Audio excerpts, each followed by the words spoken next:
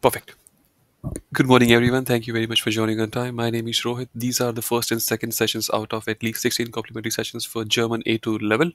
What you see right now is the agenda for today's two sessions. We have four topics on the agenda. First is we'll start with trying to answer the question what all you are supposed to do when you are trying to learn the German language. Then the second topic is it's very simple, but people tend to do mistakes. So there are three ways to answer a yes or no kind of question. You can say yeah, nein, or doch. In English, you normally say yes or no, something like yeah, nein. But in German, you can also say doch, and we'll see when to say doch when don't when so that you don't get confused between dog and nine. So sometimes you're supposed to say dog, but you end up saying nine, and you are supposed to say nine, and you end up saying dog. We'll focus on that. Then the third topic is very important, even though I mean, from the number of words that I've used on the agenda, it does not look important, but it's very important, and that is you learn to use reflexive verben. So far, you have learned like normal verbs, you have learned separable verbs. Now you will learn to use reflexive verben, what they are and how to use them, how the syntax looks like, where you can make mistakes. We'll talk about all of them. Then the fourth topic is actually like the second session should be all about vocabulary. But it may happen that we have some topics from the first session that we cannot cover, so we'll try to cover them in the vocabulary session, the second session, and whatever time we have left, we'll try to learn some new vocabulary. Now, this vocabulary, I have like, I mean, how do I know they are A2 level? Because they have taken them from, like standard books that you are supposed to use when you are learning A2 level German. All right. Any questions? Feel free to ask. We will continue. Disclaimer, guys. If anybody, okay, even if like, okay, not anybody. If let's say if I have to make sure that I do my level best when you come to learn German with me, and I have to make sure that I have done my best. I have not left any effort in teaching you German. I need at least 100 hours with you. Those 100 hours include everything. Like try like when you come to the class, asking you how you are doing, how is everything. Like, and then chit chatting, and then teaching you German.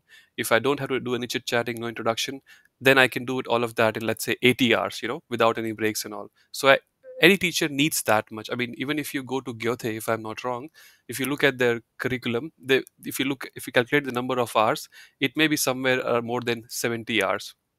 Now, I have to do all of that in 16 hours now.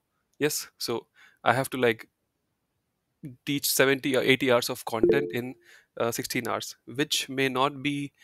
I will try to do it. So, but what will be lacking is on these sessions is that there may not be too much practice. So normally, and practice is the most important part, and teachers get paid for it, to be honest, like, where they can make you practice. So that we will cover some of it, but we will not be able to cover like a lot of practice.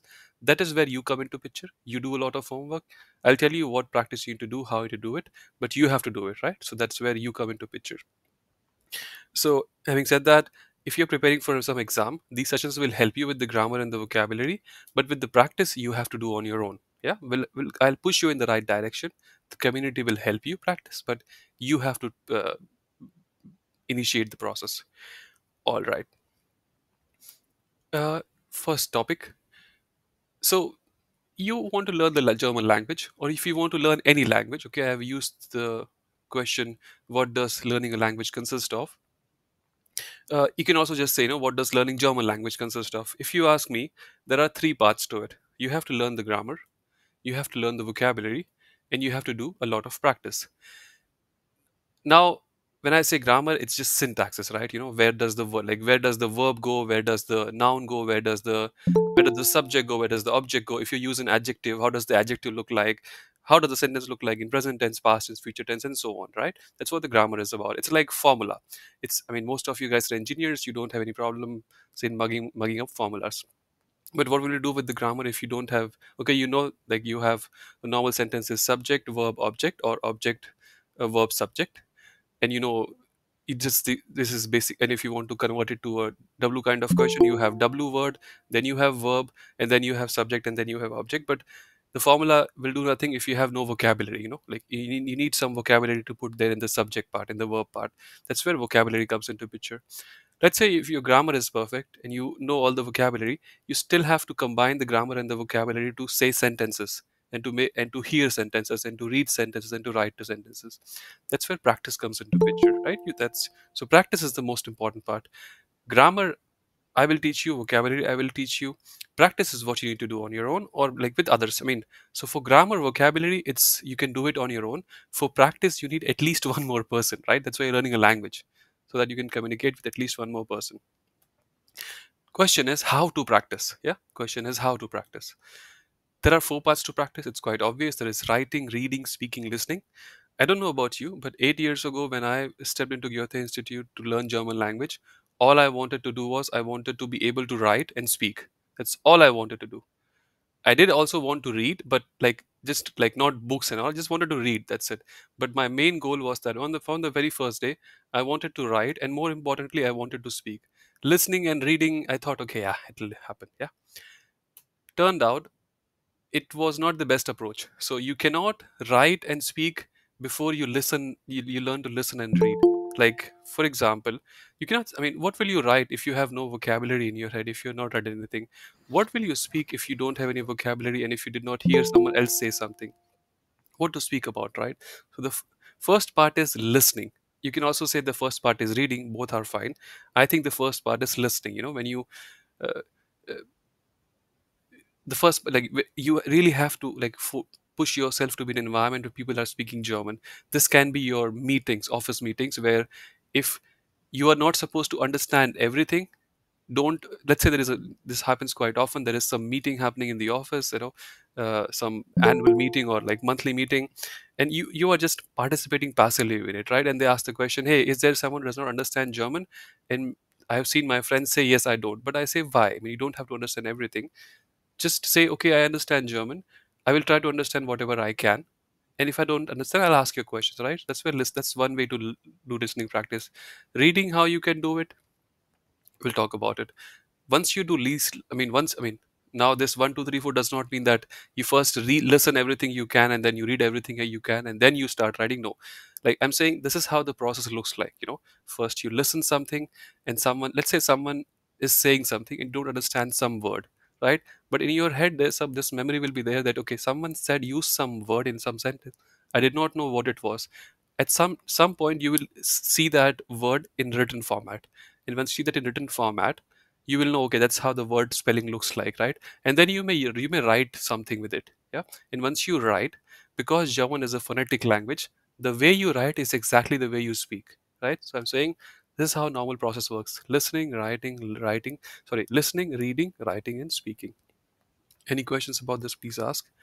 Now the question is, what should you read, listen, speak, or write? Yeah. What should you read, listen, speak, or write? Let's talk about reading and listening, because these are the first two things I think you should focus on. What should you read and what should you write? Most of you, I believe, are concerned with German language exams, and also because I mean, that's the first thing, right? You want to do, right? Although I don't agree with it, but let's say the first thing you want to do is you want to pass the exams. Uh, Now, if you want to make sure that you don't fail any exam, all you have to do is simply every language exam, like the authority which is conducting, whether Goethe or Telk or whichever institute is conducting it, ask them which they use some publication. They recommend some publications, right? And they will use normally a course book and an Arbeitsbook. Course book will be something like a textbook. A course book, Arbeitsbook will be something like a exercise notebook or like homework book, something like that. So all the institutes recommend course book and Arbeitsbook of a specific publication. You just get these two books and do all the reading exercises before you start to do anything, like watching random YouTube videos of guys how they spend their day from morning to evening in German. I mean, it's funny to watch, entertaining, but I'm saying, why do you want to do extra things if you have not done the basic part? Like, take the course book, Arbeitsbook. Those books have been written by really smart people who put some effort in writing a book. I mean, it's a book, right? So do all the exercises from the course book and Arbeitsbook, reading and listening, and then you can do something else. Yeah. If you have done the course book and Arbeitsbook exercises, what you can do now is, let's say, what should you read and what should you listen, right? You can, like watch videos on how to make, I don't know, like any kind of dish in German and thinking you're improving your German, or you can watch movies in German. You can watch movies on Hitler in German and think you are learning German. What you should instead do is, you are in this course, you are learning German, you have left your country to here to for a better career chance, right? So you have come to Germany to get a better career. And if I'm not wrong, lear- being able to speak German in your job will help you. improve your career, right? Get better career chances. That's why I'm saying whatever extra you do it related to your profession. For example, if you are a data engineer, then uh, if you're a data engineer, then watch videos like I'm over here. I hope you can see my cursor. 1 second. Yeah. If you are a data, oh boy. So I'm over here. I don't know if you can see my cursor. If you're a data engineer, then watch videos like Data Modeling 101 in German, right? If you are a recruiter, watch something. I don't know if something like this exists, Recruiting 101 in German. If you happen to be a nurse, right? Watch videos on uh, yeah, Krankenschwester, right? The same applies to reading. If you're a data engineer, then read, not write. Read small articles on data modeling, ETL pipelines. If you are an SAP developer, read stuff related to SAP. Go to SAP website, change the language to German, and read. You don't need to understand everything. Just read. See if you can read. Yeah. The same applies to any other profession. Uh, I'll answer your question. Just wait a minute, guys. Keep your hands raised. Yeah. Uh, Then let's talk about the vocabulary, right? So I said there is grammar, vocabulary, and practice to German language, and practice involves writing, reading, speaking, listening. And I told you what listening and reading are the first thing that you're supposed to do, and then move on to writing and speaking. And I told you what you should write, what you should read, and what you should listen. The first thing you should focus on Kursbuch and Arbeitsbuch exercises. After that, do reading and listening related to your profession, whatever your profession is. Uh, Now, vocabulary, I will teach you. Yeah.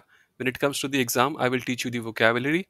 You don't need to learn from me. You can also learn this on your own. You can just get hold of the book recommended by the institute, examination institute, and just learn the vocabulary. But I will also teach you this. Practice, you can hire a teacher. You know, the teacher will also get hired by some other people, and then he'll put you in in a course, and he'll make sure that you guys have the right kind of discipline to practice, right?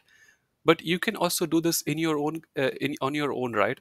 Now what normally people see is like, they are start asking, nothing wrong, even I have done that. You start asking in groups, hey, is there someone you want to practice German with me? It's not the best thing to do. I mean, of course somebody will say yes, and then it has the person has to be compatible with you. The schedules have to match so that you can practice with you.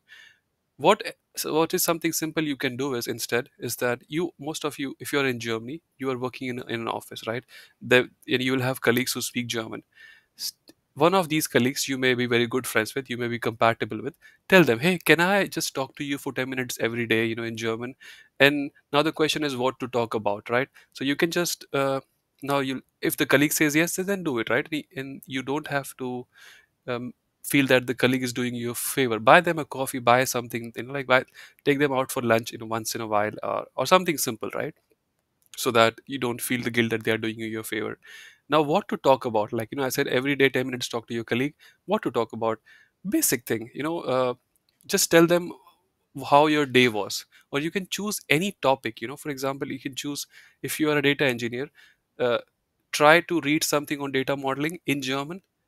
Even though you may be like having 10 years of experience, the data architect, or you may be whatever, you may be very up in the hierarchy in your profession, but you're practicing German, right? So try to see if you can describe your profession in very simple words and say this to your colleague. And the colleague need not correct your grammar. All the colleague has to say is that, does the colleague understand what you are saying, and if it is right or wrong. Don't ask them to correct your grammar, right?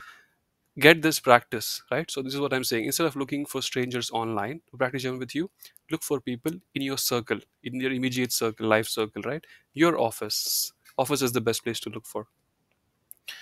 uh Grammar, I will teach you the grammar. You can also learn this on your own. So grammar, vocabulary, you both can do on your own. There are books available, but this is what I will do. Practice is where I will push you in the right direction, but you have to do most of the work. uh I'll teach you the grammar and the vocabulary from now onwards. We will start with Ravish. You have a question. You have a question, Ravish? Okay. Harshita had a question then, I guess. Am I audible? Yeah, Ravish, you are audible. Yeah. Sorry, I clicked on hand. Yeah, sorry. My question was, let's say I got the this exercise book. This is the Arbeits book, correct? Yeah. So in that there are exercises, but I don't know. Let's say I try to do some practice, but I don't know the correct answer, or I can I then Google it because or something like that. That is my only question. Let's say for reading or writing or learning or even listening exercises. Let's say they have the some audio recording and then they play. Generally, it's available. I'm not sure, but I think that was my only question. That how I know that we have some answers for the answer key or something like that or. In the course and Abad's book, I'm not sure there will be answers. Yeah, good question. I never thought about it if there are answers there or not. Uh, does anyone know if there are answers in the course and Abad's book? Yeah, I don't think there are answers. Yeah, yeah, good. Yeah, okay. But I mean, you still have to do the exercises. I mean, that's where you have to do it with one more person, I guess, right? Yeah, I mean, yeah, yeah, that is what I yeah. was I mean, thinking. yeah, Yeah. yeah. That's why. I mean, yeah, okay. The I answers are I not started there. last week and then Yeah, yeah. Okay, okay. Yeah, thanks. yeah, No, no problem. yeah. Okay, Because but yeah, otherwise I can write, but I don't know if it's correct or not. And I don't know. but That's the still, only thing. like even if there are no answers, like I mean, these books are like, I mean, these books are meant so that anybody can understand. So if your answer is wrong, you will know your answer is wrong. And even just do the exercises. Even if your answer, I mean, don't care about the answer. Just do the exercises. You will still be better than 50% of the guys, right? Yeah, Imagine sure, like sure. like Yeah, you're and you give you a maths notebook and I tell you do all the exercises. While do the exercises, you will start learning. Like learning on your own, whether it is right or wrong. yeah. Then in that case, I think my only thing would be that Yeah. okay, I got this answer. We can put in some group because we are already in some learning groups and all that. That way. Yeah. Anyways, yeah, thanks. Yeah, yeah. I will not be able to help you with the learning groups because it's very complicated. So you'll have to do it on your own. Yeah, yeah. Okay, Harshita, Akash, Harshita, you had raised your hand. You don't have the question anymore, or what happened? Okay. Anyone else has a question? Akash, you can have. Yeah, please ask. Yeah, for the Arbeit book and this course book, I think I have the answer that for the course book we use for the the same. So the in the Arbeit books, it is also you can get the help from the course book because like so many things are you can get answer from there. So in the same publication it is. So in the course book you can get the answer for the Arbeit book. I would say this Oh, the answers are there. just You are for the saying? information. Yeah, it's like they have the not the answers already there, but you have to read the course book also. So Ah, you will okay, get okay, the answers in the course book. okay, okay. You have to do both of them. Yeah, Yeah, I'm just looking at the carpets. yeah, right. Yeah, yeah. Then look. I mean, maybe I will. Yeah, I never thought of this question. I will have to check because normally I'm there to provide the answer, so I never thought if there are answers there. Yeah, okay, good question. But thank you, Akash. Yeah. If there are no more questions, we will continue because we have to start with the grammar part. So there are three ways to answer a yes or no kind of question in German language.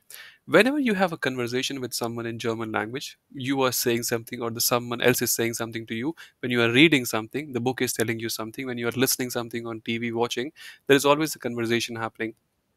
If you take any conversation, if you get the transcript of the conversation, the conversation is nothing but like, you greet them, then you say a lot of sentences, and then you take leave from them. That's what normally a conversation is.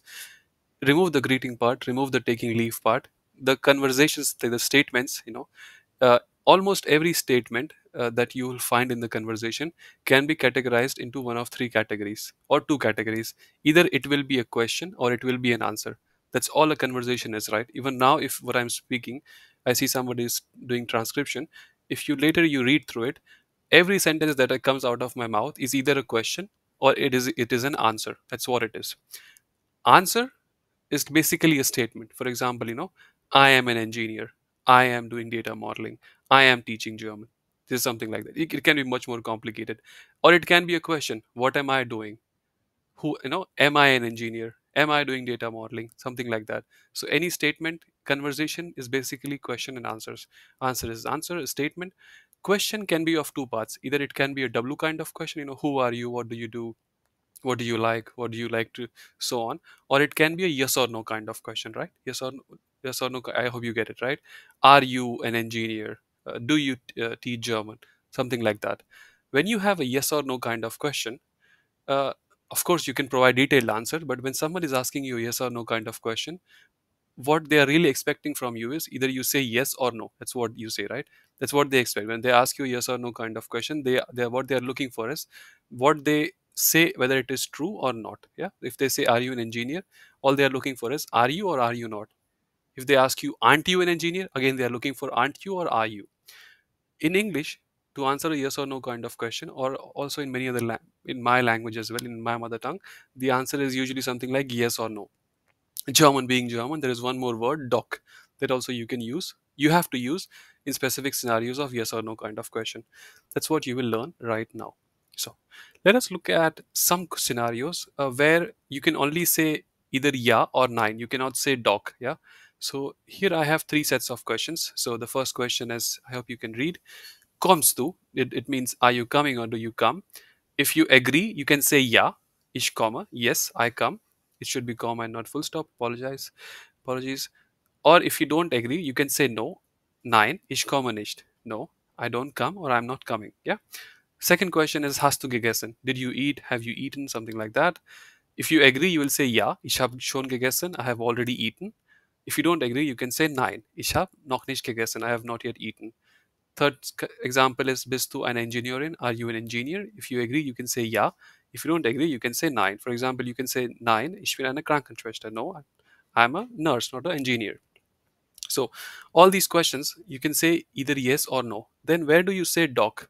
Let's look at on the right side. So here the questions are almost the same, but instead of kommst du, I'm saying kommst du nicht. I'm framing the question in a negative way. Instead of asking hast du gegessen, I'm asking hast du nicht gegessen? Have you not eaten? Instead of asking bist du ein Engineerin, are you an engineer? I'm asking bist du nicht ein Engineerin? Like are you not an engineer? Questions remain the same.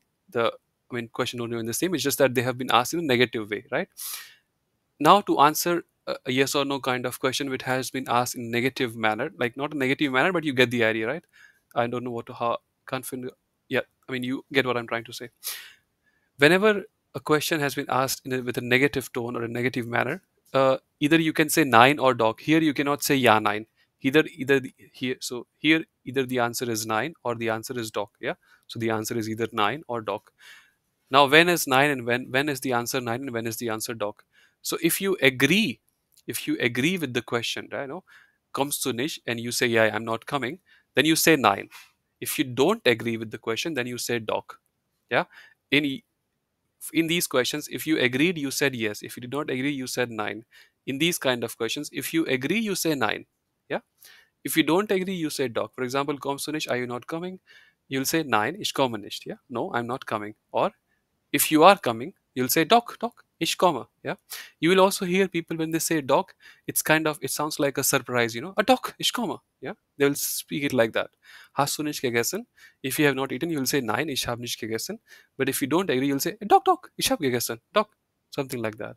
Bist du nicht eine Engineering? Are you not an engineer? You can say nein if you agree. Nein, ich bin keine Engineerin, ich bin eine Ärztin. But if you don't agree, you happen to be an engineer, you say doc, ich bin an Engineerin. Yeah. So I hope you understand the difference between yeah nine and nine doc. So if the yes or no question is not asked in a negative way, then the answer will be either yeah or nine. But if the yes or no kind of question in German has been asked with a negative manner or negative tone, then answer will be either nine or doc. Nine when you agree, doc if you don't agree. Any questions? Rohit, I remember one scenario for this doc. For doc, we also say, okay, if you ask me, are you Ravish? Like in that sense. Yeah. So if you ask your name, then obviously, say, yeah, I am. Like doc. If I say Ravish, No, you something will like not that. say no. You will say yeah or nine. Okay, okay. Then I think I may have to check my note because something I remember for this, and I Yeah. was So, always so I confused. believe you are not confusing, but so it happens. Doc can be used at many other places. Okay, For okay. example, let's say you are my boss, and you gave me a task, and after a week, well, let's say you gave me a task, and I said, boss, I finished the task. And next week you asked me, Rohit, what are you doing? I said, boss, I'm working on the task. You're like, but you finished it, right? Last week. Du hast es doch fertig gemacht. You know, like You understand? Yeah, yeah, I got it. Yeah, No, but yeah, this scenario, I'm again yeah. listening, No, but but I here, was like, yeah, listening. no. If Okay, the question is not negative, like not with the nicht or okay, not kind, you have to say yes or no. oh, You okay, can say okay, nobody's going to grab your neck if you say dog when you're supposed to say nine, but yeah, you get the idea. okay, Yeah, okay, okay. Yeah, thanks. yeah. Any more questions? So this is very easy, guys, but you still have, people make mistakes after B1 as well, but don't do the mistakes. Yeah, this is very simple. If there are no more questions, let's start with reflexive verben because that is more important and needs more practice. Let us look at following three sentences. Ich ziehe, ich ziehe ich ziehe mich Anybody wants to tell me what these three sentences mean? Don't have to be correct, you just have to try. Okay, so ich ziehe means I pull. Yeah, Anuja, you can try. Please be quick. Am I audible? Yes, you are. Is means I pull. Is is umziehen means I'm changing the clothes probably. Is mich is I am pulling myself. No, the first one was correct. Ich ziehe is like to pull, Ich Mhm. ziehe is means to move places. Like to, let's say if you're living in one house and you're going to some other place, that's ich ziehe Let's say if I'm living in Düsseldorf and I'm moving to Cologne, I'm like for job reasons, I will say ziehe Yeah. The third one is ich ziehe mich This is the changing clothes. Like ich ziehe mich Like after I come back from work, ich ziehe mich Yeah, because I change to my home clothes and not work clothes. So the first one is to pull. The second one is to move houses. The third one is to change clothes. Yeah, but good try. So if you look at the first verb, it's just a normal verb, ziehe. The second verb is ziehe You see, by now you should know from even that this is a separable verb. So the verb is ziehen, but when you use it, you have to uh, write the prefix separate from the verb. The third one is ich ziehe mich Here, if you look at, you see mich over here, right? You know mich, it's a, like it's the accusative form of ich. So ich, mich, mia. But this is not like the accusative pronoun. This is a reflexive pronoun, yeah. And this verb is, that's for example, this verb is ziehen, this verb is umziehen, and this verb is referred to as sich umziehen, yeah. This is one example of reflexive verb. Don't get, like I'm just introducing it to you. Don't get scared that that's all I'll tell you more about it, just telling you. So this is introduction for you to how a reflexive verb may look like, and if you look at, the meaning changes drastically, right? So here it was to pull, to pull the door or something like that.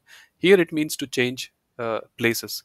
Here the meaning is like to change clothes, like pulling, changing houses, to changing clothes. See how good the German language is, like it's so effective that you can say so many things by just changing a few words here and there. Yeah, and yeah, it's a good thing, it's a feature, not a bug. Yeah, let's look at, so on this slide, this is just an introduction to you, right? What are you supposed to do when you learn learn some new concept? Let's say today you will learn reflexive verben, you will learn the grammar. But what you are actually supposed to do is, you are just, once you learn the grammar, you are supposed to practice the grammar, and the first thing to do is write. Yeah, write. So here is a list of 40 reflexive verben that I think are important to my life, at least 50% of them. Most of you will find one or two that are important to your life. Yeah, this is how reflexive verben looks like. Reflexive verben look like. We'll come back to them, but just introduction. That's what you're supposed to do. Now, let's answer some theoretical questions. The slide looks scary, but it's easy once I explain it to you. Question is, what are reflexive verbs? No one is going to ask you that question, but if you want to answer that question, reflexive verbs are nothing but when you use them in a sentence, the subject and the object of the verb are the same person. Let's look at this, So, ich ziehe mich Here, mich is nothing but a reflexive pronoun, which also, relates to the subject. So, the subject and the object, here this one is also an object, so the subject and object refer to the same person. So when you use a reflexive verb, the subject and at least one more object in the sentence will refer to the same entity. That's what the definition of. uh, when you use in German language reflexive verben, The moment you use a reflexive verb, you will have a reflexive pronoun. Yeah. So you will have a reflexive pronoun, and that's what this one of the object is. Uh, so here, this was the reflexive pronoun mich. If you had said du siehst, you will say du siehst dich um. Yeah. All right. Let's continue. So let's look at some syntax how to use reflexive verben. On this slide, you see that this it says there are many ways to say thank you. You can say danke, you can say danke dir, you can say danke schön, you can say vielen Dank, you can say danke sehr, or you can use reflexive verb sich bedanken and say ich bedanke mich. Yeah, ich bedanke mich. This is a reflexive verb form of saying thank you. Let's look at the sentence ich bedanke mich. Uh, Ich is the subject, it is at the first position. Then at the second position, you have bedanke. I mean, bedanken conjugated for ich will be bedanke. For do, it will be bedanks, and so on. And at the third position, or after the verb, you have mich, and that is the object. And this is also the reflexive pronomen. So bedanke is the reflexive verb, and mich is the reflexive pronomen. If instead of ich, you would have said du, then it would be du bedanks dich. If it was RSZ, then it would have been RSZ bedankt sich. So this table gives you the reflexive pronomen. If you had used wir, we thank, you would have said wir bedanken uns. If you had said ihr, then it will be ihr bedankt euch. If you look at the table, for small sz, capital SZ, it would have been sie bedankt, sie bedanken sich. Yeah. Now, if you look at this table, here you have the reflexive pronomen in accusative case. You also have them in dative case, right? Now, the question that you will have in your head is, when is the reflexive pronomen in dative case? Yeah. Or why over here I use the accusative case and not the dative case? Why did I say ich bedanke mich and not ich bedanke mir? Yeah. Let's try. Any questions, please ask, guys. Sometimes I forget to ask if you have any questions. So let's look at one more time the definition of reflexive verben. They are verbs that are used along with the reflexive pronomen. So the moment you use a reflexive verb, you will also use a reflexive pronomen. Now the question that we want to answer is, when is the reflexive pronomen in accusative case and when is it in dative case? The answer is mostly it will be in accusative case. Except, so answer is mostly it will be in accusative case. What will be in accusative case? The reflexive pronomen. Except when the sentence contains another object in accusative case. If you look at uh, the sentence over here, ich ziehe mich there is subject. There is no other object, right? Apart from the mich, right? There was only one object, and that was a reflexive pronomen. And when there is only one object, it will be the reflexive pronomen, and that will be in accusative case. Let's say if there was one more object, right, that happened to be in accusative case, we'll look at examples, then the reflexive pronomen will be in dative case. One example I can give you is ich ziehe mich it means to change clothes, right? But if I want to say I don't want to change clothes, let's say you and you we all are going out and I'm wearing a tie and you say your tie looks shitty, change it. I'll say okay, I'll change my tie, right? Now I'm not changing my entire uh, clothes. I'm just saying I'll change my tie. Now the verb will still remain the same, sich umziehen, but now I'm just changing a tie, right? So I'll say ich ziehe mich die Krawatte yeah, tie is Krawatte. Now the Krawatte is already an object, right? So that will be the object. So that means mich is one more object. So now it will not be mich, it will be mia. Just one example, we'll look at it in more detail. So whenever you have, so when is the reflexive pronomen in accusative case? Almost always. When is it in dative case? When there is one more object in the sentence which happens to be in accusative case, then the reflexive pronomen will be in dative case. We'll look at examples. Let's look at this example, sich waschen. Okay, don't get, just look, follow me, guys. So here you have the verb sich waschen. Sich waschen means to wash, to wash oneself. So if you want to say, I wash myself, I mean, just like, clean up yourself, ich wasche mich. Yeah, ich wasche mich. Uh, but if you want to say, I just wash my hair, right? Then you will say ich wasche mich die Haare. And because you already have, like this is a direct object, die Haare, it now the reflexive pronomen cannot be in the accusative case. Now it has to be in dative case because you already have an object. Yeah. Here there was no other object, so reflexive pronomen was in accusative case, mich. Here there is already an object, die Haare, which happens to be in accusative case. So now reflexive pronomen has to be in dative case. So ich wasche mir die Haare. Yeah. This blocks are just telling you, right? You have the verb at the second position, then you have the subject, and then you have the object. Yeah. Here it is telling you that Whenever you have two objects in sentences, so you have like the subject, then you have the verb, and whenever you have two objects in a sentence, the dative object is before the accusative object, yeah, most of the time. So this is for telling you that indirect object is before the direct object. There is one exception. The exception is that when the accusative object is happens to be a pronoun. You should know this from A1. If not, please ask. So any questions on this slide? So when is the reflexive pronoun in accusative case and when is it in dative case? Any questions? Okay. Uh, this is a theory. We'll come back to them little bit. Let's do something. Yeah. Don't try to read everything. Just understand. There are three types of I know there are three types of reflexive verben. Do you need to know all of them? You don't need to, but just for the sake of completion, uh, there are certain verbs in German language. You can make them reflexive. We can make them reflexive, meaning, for example, here there was the verb was umziehen, right? I purposefully made it reflexive. I was able to make it reflexive. Yeah. So, and the verb waschen as well, right? For example, you can say I wash the table, ich wasche den Tisch, right? But you can also make it reflexive, sich waschen. So there are certain verbs in German language. So there are three types of verbs. There are three types of reflexive verb that I know of. There can be more, but I know only three. So there are verbs. Uh, you can make them reflexive. Yeah. So there are verbs you can make them reflexive, and when you make them reflexive, the meaning changes. Like umziehen is to move places, move houses, and sich umziehen means something completely different, right? So the meaning changes drastically. So that is the third variety, right? So there are verbs whose meaning change. I'm reading the third point. There are verbs whose meaning change almost completely when used with reflexive pronomen. When used with reflexive pronomen, meaning when you use the verb as a reflexive verb, right? So umziehen means to change houses. Sich umziehen means to change uh, clothes, right? There is something called as ausziehen. Ausziehen means to move out. Yeah, to move, like you're moving out of a place. But if you say sich ausziehen will mean to take your clothes off, something like that. Yeah. Uh, then there you have the first variety, verbs that are always reflexive. These are my favorite because there is no ambiguity there. For example, verbs like sich beeilen, sich verspäten, they will always be reflexive. Yeah. And then of course you don't have, so they are always reflexive. So sich beeilen means to hurry up. Sich verspäten means to, like, to be delayed. Ich beeile mich, I am hurrying up, or I need to hurry. Ich verspäte mich is like, for example, you will hear this at train station, der Zug verspätet sich. You'll hear this at the train station.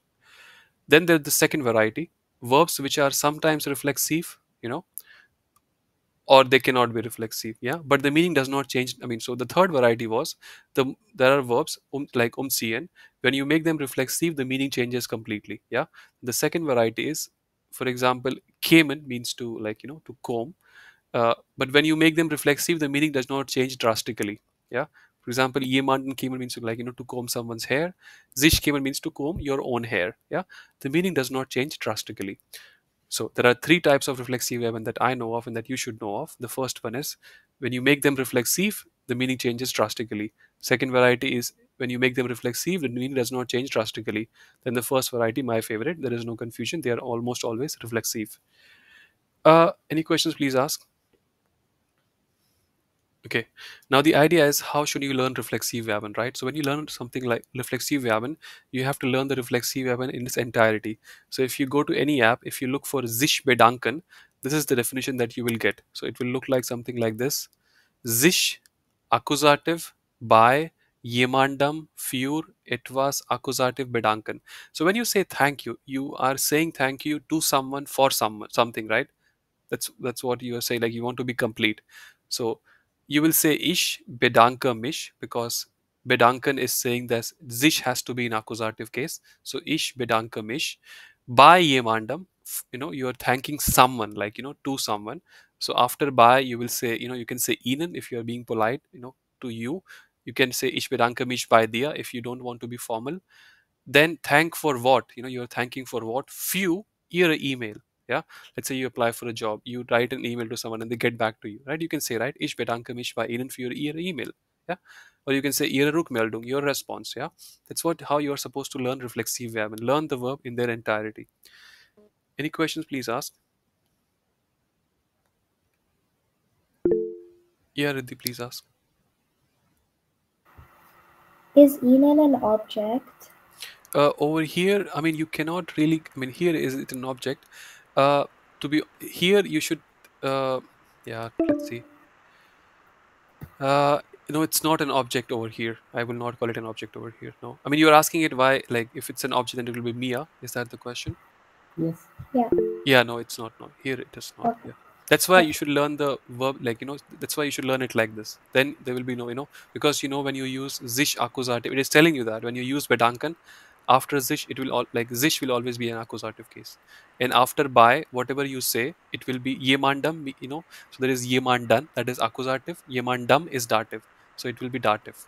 Yeah, yeah, and after fure, it will be accusative. So whatever it is fure, it was accusative.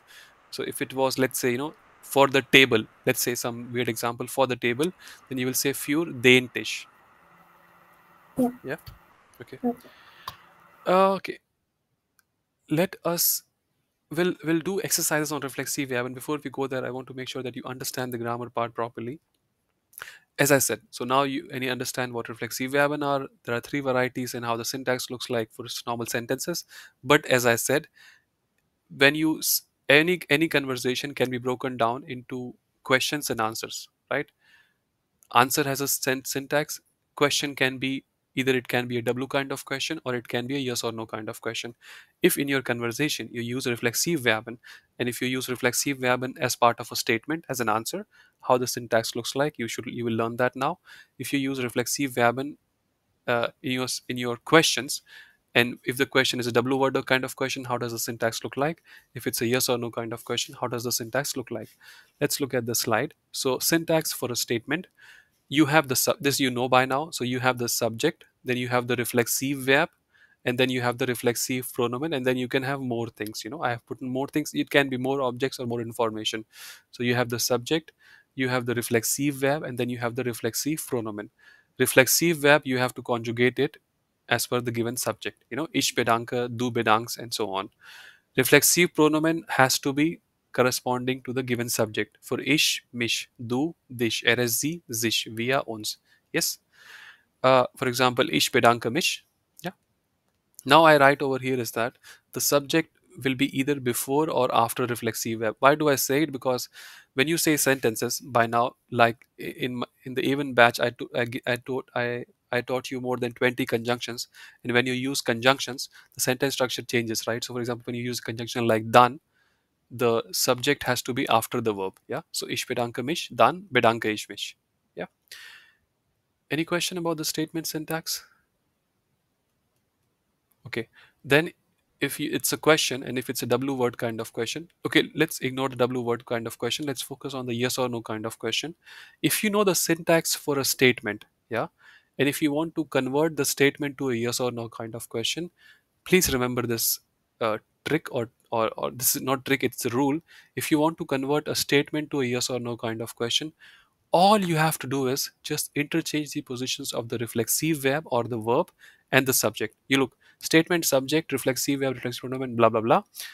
Yes or no kind of question, all you have to do is reflexive verb takes the position of subject and subject takes the position of reflexive verb. So reflexive verb, subject, reflexive pronoun, blah blah blah, question mark. That's all you have to do. Again, reflexive verb has to be conjugated as per the given subject, and reflexive pronoun has to correspond to the subject. Yeah. Now, if you want, the syntax for a statement, the syntax for a yes or no kind of question. Remember this trick as well. If you want to convert a yes or no kind of question to a w word kind of question, all you have to do is just take the syntax for yes or no kind of question and place the w word before that. So if you look at the syntax for yes or no kind of question, you have reflexive verb, subject, reflexive pronoun, blah blah blah, question mark. And if you put the w word over here, it becomes the syntax for w word kind of question. Check. W word, reflexive verb, subject, reflexive pronoun, blah blah blah, question mark. Any questions? For example, ich bedanke mich, like this is a statement. Now, uh, yeah, ich bedanke mich is a statement. Now, if you want to make it sound like a question, all you have to do is you'll say bedanke ich mich. Reflexive verb subject bedanke ich mich. If you want to make it sound like a question, like for example, I tell you, you need to thank. You'll say, yeah, to whom do I need to thank, right? It's like whom should I thank? Then you will say by wem bedanke ich mich. Yeah, by wem. Yeah. So W word will be over here by wem. So ich bedanke mich. Let me just write it over here so that I know you understand what I'm saying. Add a slide, please. So you have ich bedanke mich, and if you want to convert it to a yes or no kind of question, you will say bedanke ich mich. If you want to convert it to a yes or no kind of question, all you have to do is push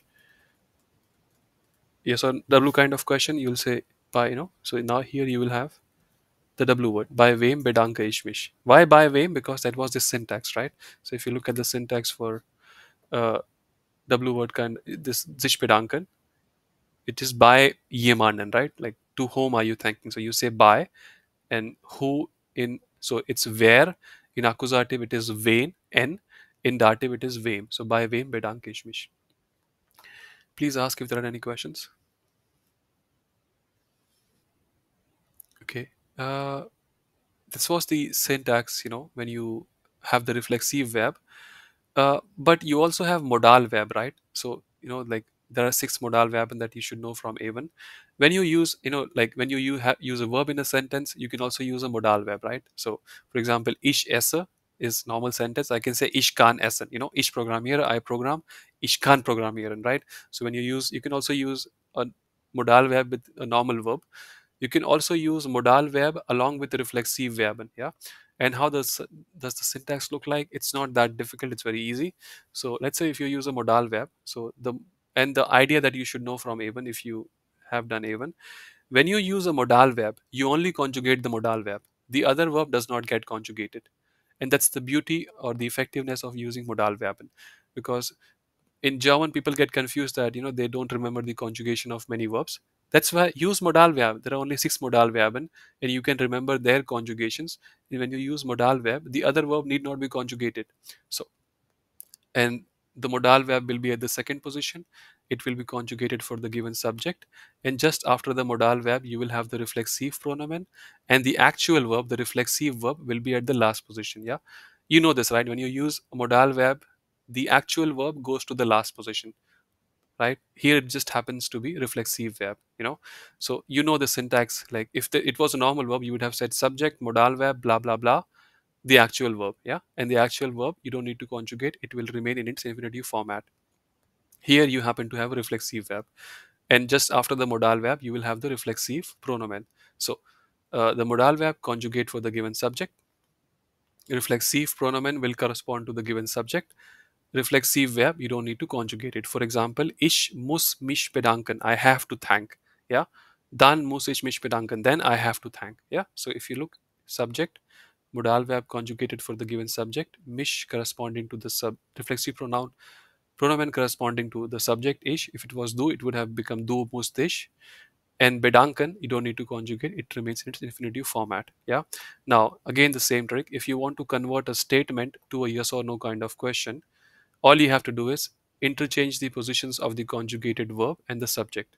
Again, if you want to convert a statement to a yes or no kind of question, interchange the positions of the conjugated verb and the subject. So subject modal verb, here you will have modal verb subject. Everything else remains the same.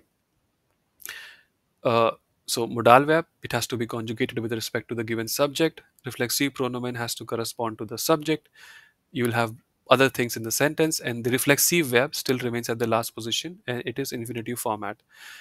Again, the same trick. If you want to convert a yes or no kind of question to a W word kind of question, take the syntax for the yes or no kind of question and just write the W word before it. So W word, modal verb conjugated for the given subject, reflexive pronomen after the subject corresponding to given subject, and you can have other things in between, and towards the very end you will have the reflexive verb infinitive format.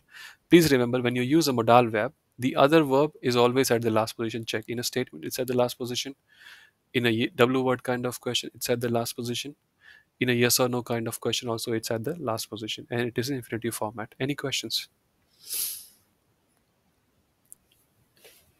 Any questions, guys? Okay, if there are no more questions, we have to look at some.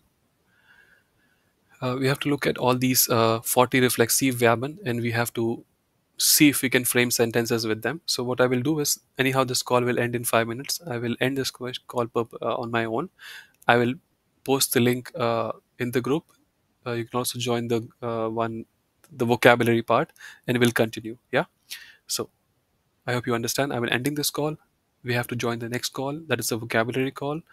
I will also post the link in the group. Yeah. I will count from 5 to 1, and then I'll end the call. 5, 4, 3, 2, 1. See you later.